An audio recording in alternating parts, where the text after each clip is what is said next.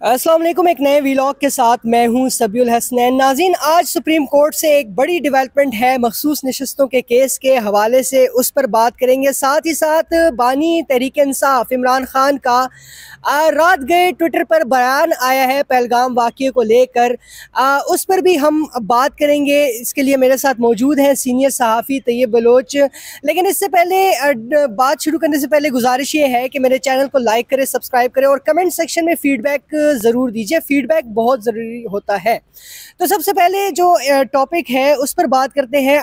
13 रुकनी आइनी बेंच जो है तश्कील दे दिया गया है। जो 6 मई को मखसूस नशस्तों के ख़िलाफ़ जो फ़ैसला आया था 12 जुलाई का, उसके ख़िलाफ़ नज़रसानी दरख्वास्तें आई थी इलेक्शन कमीशन ऑफ पाकिस्तान की जानिब से। और जो मुतासरा सियासी जमातें थी, पाकिस्तान मुस्लिम लीग नून की और पाकिस्तान पीपल्स पार्टी, उनकी भी नज़रसानी दरख्वास्तें थी। उन पर समाअत होगी 6 मई को। ये जो बेंच है 13 रुकनी, इसकी सरबराही जस्टिस अमीनुद्दीन ख़ान कर रहे हैं।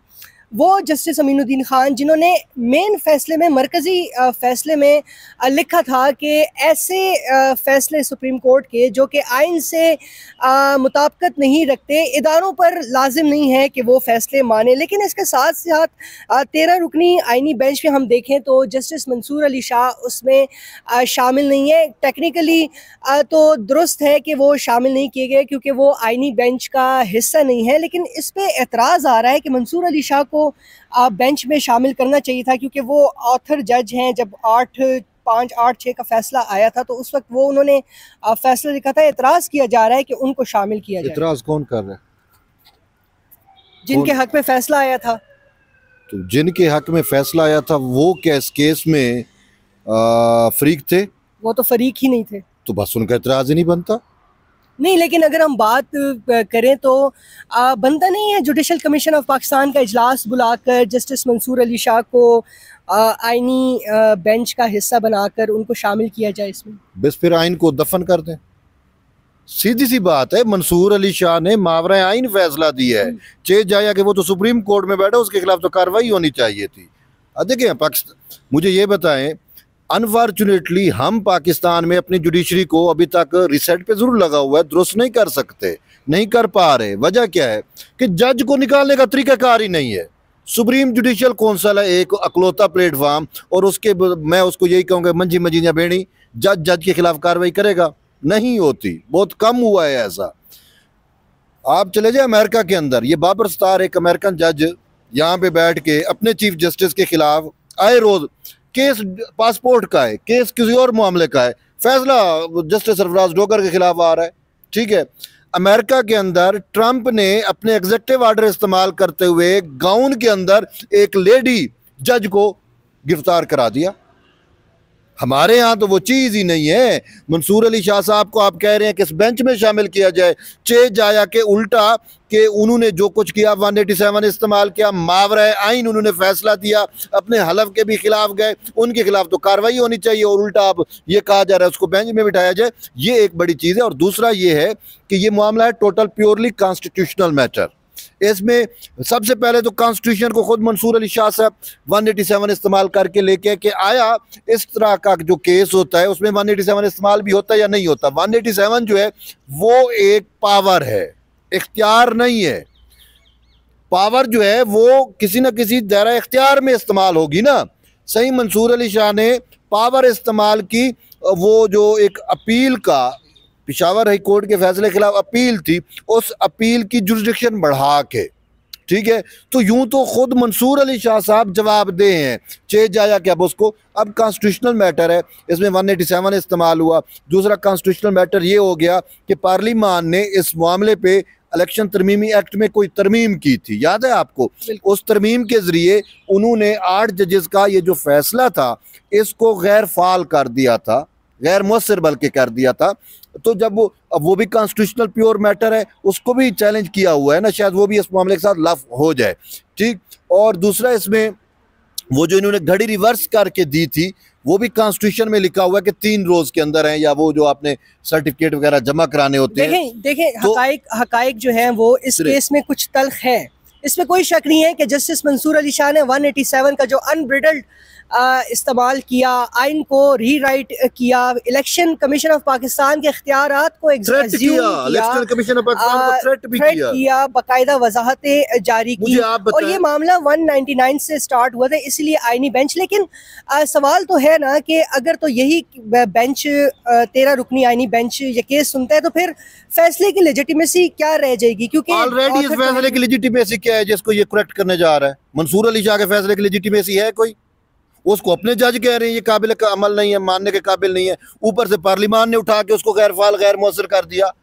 तो अब लेजिटिमेसी पे सवाल उठाने वाला कौन है? वही जो फरीकी मुकदमा ही नहीं है। छोड़ें इस बात को। अब मंसूर अली शाह कोई वो निज़ाम इंसाफ का अवतार नहीं है, वो कौम यूथ का अवतार होगा, इंसाफ का आइन का वो अवतार नहीं है। उसको छोड़ें, वो माजी हो गया, ठीक है, वो इस अदालत का हिस्सा है। लेकिन बात यह जब कॉन्स्टिट्यूशनल प्योर मैटर है तो उसको कॉन्स्टिट्यूशनल बेंच सुनेगा। अब मंसूर अली शाह साहब जो हैं वो जज है जो कॉन्स्टिट्यूशन के साथ खिलवाड़ करते हैं, उसको कॉन्स्टिट्यूशनल बेंच में शामिल करेंगे तो इससे बड़ा कॉन्स्टिट्यूशन के साथ मजाक क्या होगा? फिर यही है कि या मंसूर को प्यारा करो या कॉन्स्टिट्यूशन को प्यारा करो। तो आपने किसको प्यारा करना है भाई? कॉन्स्टिट्यूशन को प्यारा करना है, जजेस के हलफ को प्यारा करना है, आइन को प्यारा करना है, कानून को प्यारा करना है। तो उसमें एक जज जो है वो वक़्त नहीं रखता। वैसे ये केस मखसूस नशिस्तों का नज़रसानी दरख्वास्त जो समाअत के लिए मुकर्रर हुई है, आपको क्या लगता है कोई भी लेजिटिमेसी खत्म हो गई? कि वो जो कहते हैं ना कि अब हमने देखा कि यहाँ पे नजरसानी दरखास्तें भी ठीक है ना, जो पहले रेगुलर बेंच सुन चुका था, नजरसानी दरखास्तें भी जो कॉन्स्टिट्यूशनल नजरसाने थी वो जो है वो जो आइन और कानून की तशरीह के मुतालिक केसेस जो वो कॉन्स्टिट्यूशनल बेंच सुनता रहा। उस टाइम तो कोई एतराज नहीं हुआ कि भाई आतर जज यहाँ पे नहीं बैठे हुए, फलां नहीं बैठे हुए। बात ये है कि जब आपका आइन आपको पाबंद कर रहा है कि ये कॉन्स्टिट्यूशनल मैटर है तो कॉन्स्टिट्यूशनल बेंच सुनेगा, तो दैट्स एंड। आइन के आगे सवाल जवाब नहीं चलते। अच्छा, ये भी कहा जा रहा है कि नज़रसानी केस में फैसले के बाद जो है तो बात 27वीं आइनी तरमीम तक जाएगी, आइनी अदालत की भी बातें अभी से चलना शुरू होगी। लेकिन मेरी ज़ाती राय ये है कि जब तक 26वीं आइनी तरमीम के ख़िलाफ़ जो दरख्वास्तें हैं सुप्रीम कोर्ट में उन पर फैसला नहीं हो जाता, मखसूस नशस्तों का केस वाला जो नज़रसानी दरख्वास्तें हैं उनको नहीं सुनना चाहिए। दूसरे टॉपिक पर आते हैं। रात को एक मिनट, ये आपने क्या कहा? जब तक 26वीं आइनी तरमीम पर फैसला नहीं आ जाता, दरख्वास्तें तो पेंडिंग है, तो तब तक मेरा नहीं ख्याल कि मखसूस नशस्तों का केस, क्योंकि बात वही है लेजिटिमेसी की, वैलिडिटी की। वो 26वीं तरमीम का मखसूस नशिस्तों वाले फैसले के किसे क्या? 26वीं आइनी बेंच जो है तो 26वीं तरमीम आई बाद में, वो फैसला आया पहले। अब आप क्या चाहते हैं कि ये जब फैसला लगे फिर जज छुट्टियों पे चले जाएं? बहरहाल लेजिटिमेसी का मामला है, वैलिडिटी की होती क्या है? जिसमें किसी को इख्तिलाफ ना हो। बात ये है लेजिटिमेसी आपके नजदीक होगी, यहाँ पे आइन का कमांड है, आइन के कमांड के आगे ये चीजें नहीं चलती। आइन ही खुद लेजिटिमेसी देता है, आइन ही खुद लेजिटिमेट करता है चीजों को। उसमें सबीउल हसन का, तैयब बलोच का या मंसूर अली शाह का राय नहीं चलता, आइन ही इसको लेजिटिमेट कर रहा है। आइन ही कह रहा है कि 26वीं तरमीम का मखसूस नशिस्तों से कोई ताल्लुक नहीं है। हाँ, 26वीं तरमीम के तहत बेंच कॉन्स्टिट्यूशन बना और उसमें ये लिखा हुआ, यही मेरा पॉइंट है कि आईनी बेंच जो है वो 26वीं, फिर हम इंडिया को भेज देते हैं, वो सुन ले, वो फिर उस दिन चलें बाहर इंडिया से ही दूसरे टॉपिक पर आते हैं। रात गए इमरान खान के ट्विटर हैंडल से ट्वीट आती है काफ़ी लंबी चौड़ी, और उसमें उसका खुलासा 2 जुमलों में मैं कहूँगा, मैं यानी कि इमरान खान मैंने ये किया, मैंने अपने दौर में ये किया, और दूसरा मोदी के बारे में जो उन्होंने बात की उससे यही मैं नतीजा खस करता हूँ कि इमरान खान ने मोदी को ये कहा है कि तुमने पाकिस्तानी कौम को मुत्तहिद करके मेरा काम ख़राब कर दिया है। आप इस ट्वीट को कैसे देखते हैं? मैं खान की ट्वीट को जो है ना वो देखता हूँ कि वो उसने जो भी ये ट्वीट की है वो बिल्कुल टोटल रॉन्ग ट्वीट है, हक़ाइक़ के बरक्स है। उसने कहा कि मैं जब वज़ीर आज़म था मैं ये कर, मैंने ये किया और मैं अब होता तो ये होता, और चूंकि ये नवाज शरीफ और जरदारी साहब जो हैं ये मफाद परस्त सियासतदान हैं। अब वो मामला इंडिया का है, ये जरदारी और नवाज शरीफ को बीच में ले आया कि ये मफाद परस्त हैं, इनका पैसा बाहर पड़ा हुआ है, ये है वो है। वो भाई उनका पैसा बाहर पड़ा है, आपकी औलाद बाहर पड़ी है। अच्छा, और बाकी ये है कि 190 मिलियन पाउंड में आपने करप्शन किया, नवाज शरीफ और जरदारी ने तो नहीं की, सजा आपको हुई है 10 साल की। और दूसरा मेरी बात सुने, ये तैयब बलोच ने नहीं कहा, ठीक है ना, या आपने भी नहीं कहा कि इमरान खान जो है ये इंडियन फंडिंग है। ओ भाई, ये इलेक्शन कमीशन में जमा शुदा रिकॉर्ड कह रहा है, आपका अब स्टेट रिकॉर्ड कह रहा है, कोर्ट के ऑर्डर कह रहे हैं कि भाई इसके पीछे इंडियन फंडिंग है, इंडियन प्रॉक्सी है। ओ भाई सच बात पूछें तो जब मोदी का प्रॉक्सी पाकिस्तान में इमरान की सूरत में नाकाम हुआ तो बरह रास्त वो अब सामने आ गया। ठीक, एक रीज़न। दूसरी ये है कि मैंने ये किया, मैंने ये किया। मैं आपसे पूछना चाह रहा हूँ, मुझे आप ये बताएं कि जब मोदी ने जो है वो कश्मीर का 370 का जो स्टेटस ख़त्म किया, उसकी आज़ाद रियासत की जो हैसियत है उसको नल एंड वाइड किया, उस टाइम किसका दौर हुकूमत था? बाजवा का। रियलिटी फैक्ट तो देखे फिर यही है ना, इमरान खान को सिर्फ मोरद इल्जाम क्यों ठहराया जाए? सिविल किसका हुकूमत था? इमरान खान की। बाजवा का हुकूमत, चलो मैं मान लेता हूँ बाजवा का था, तो बाजवा ने जो काम करना था वो तो कर दिया। अभिनंदन को तो उसने, फौज यही कर सकती है ना कि जो वायलेट करे। आपने उन वायलेशन की, उन्होंने अभिनंदन को गिरफ्तार कर लिया। मोदी फोन करता है मेरा अभिनंदन वापस करो, उसको चाय पिला के वापस कर रहा है, एवं वापस कर दिया है। कुछ शरायत होती है, कुछ चीजें होती हैं, बगैर गिव एंड टेक के इंडियन पैलेट वापस कर दिया इसने। क्या था? पार्लियामेंट में खड़े होकर कहता है कि मैं भारत से लड़ नहीं सकता, हम भारत से नहीं लड़ सकते। आज का माहौल देखें और उस दे वक्त का माहौल देखें, इंडिया कश्मीर हड़प कर गया और इसकी खबासत का करें कि हम जुम्मे को एहतजाज करेंगे, और फर्स्ट जुम्मा जब ये एहतजाज करे इसको कश्मीर का झंडा कहा कि ये पकड़ ले, इसने उठा के बाहर फेंक, साइड में फेंक दिया। वो भाई तू। दूसरा ये है, कौन सी कौमें ऐसी हैं कि आपका एक जो है जिसको आप शहरग कहते हो वो इंडिया काट ले और आप कहें हम सिर्फ प्रोटेस्ट कर सकते हैं, वो भी अपने। ये क्या होता है? आपको रिस्पांस देना चाहिए था, रिस्पांस नहीं दिया। पार्लियामेंट में खड़े होके अपनी नाकामी, और वो कहते हैं कि मैं लड़ नहीं सकता, वो डरपोक था, खौफ में था, नहीं लड़ पाया। आज देखें वही मोदी है, फॉल्स फ्लैग किया, ठीक है ना, लेकिन आज आपको कौम कहाँ मिल रहा है?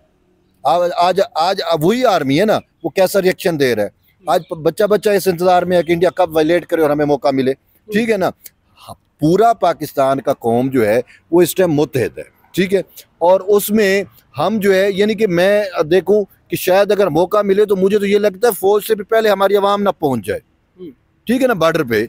तो फौज आवाम में तो आज हमें ये जोश और जज्बा मिल रहा है, लेकिन ये खबीज पार्लियामान में खड़े होकर कहते हैं कि जी मैं तो लड़ नहीं सकता, हम लड़ नहीं सकते, हम इंडिया से क्या लड़ेंगे। और भाई इंडिया का प्रॉक्सी था, वो इंडिया का फंडिंग था, इंडिया का क्या इसराइल का भी फंडिंग था ना, ये तो इलेक्शन कमीशन।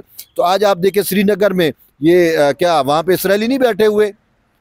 तो भाई ये इंडिया इसराइल नेक्सेस, और उस नेक्सेस का पाकिस्तान में प्रॉक्सी इमरान खान है, और आज भी वो जो ट्वीट करता है उसमें भी उसका बुग़्ज़ जो है वो जरदारी और नवाज शरीफ पे गिर रहा है। बिल्कुल बिल्कुल सही कहा, बहुत शुक्रिया तैयब बलोच। हमारे ब्लॉग का टाइम ख़त्म हो गया। तो नाज़रीन, इमरान खान को ट्वीट करना चाहिए था, बड़ा कैटेगोरिकली जो है तो पाकिस्तान आर्मी और पाकिस्तान के साथ खड़े होने की बात करनी चाहिए थी, लेकिन उन्होंने बड़ा डिप्लोमेटिक ट्वीट किया। वजह यही थी कि जो अहलिया हैं उनकी, बुशरा बीबी, ज़रा ये बताते हैं कि बुशरा बीबी रजामंद नहीं थी कि इमरान खान कोई स्टैंड लें इस मामले पर, क्योंकि बुशरा बीबी का ये कहना है कि जब इस्टेब्लिशमेंट हमारे ख़िलाफ़ है तो हम उनके साथ क्यों खड़े हों। और उसके बाद ये ट्वीट आता है। मेरे ख़्याल से मुल्की मफाद को तरजीह देनी चाहिए ज़ाती मफाद पर।